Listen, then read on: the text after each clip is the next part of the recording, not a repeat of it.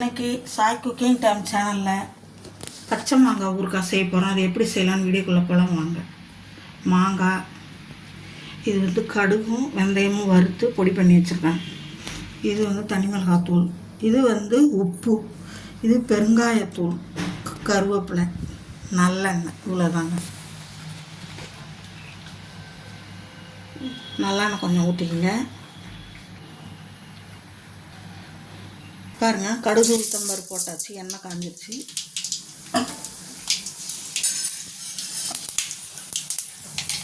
ரெண்டு வத்தல் போட்டிருங்க. இந்த மாங்காயை போட்டுருங்க.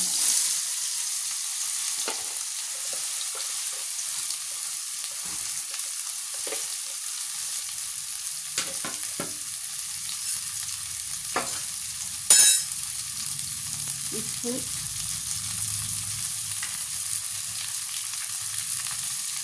மிளகாத்தூள், பெருங்காயம், கருவேப்பிலை,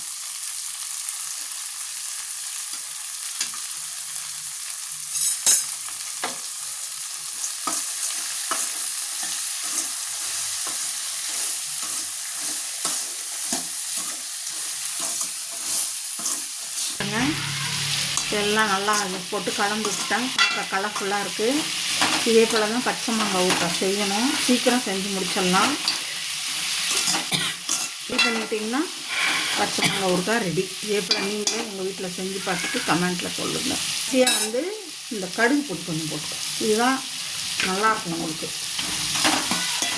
இதோட முடிஞ்சுது. நம்ம இது போட்டு அவ்வளோதாங்க, ரெடி பண்ணிடலாம்.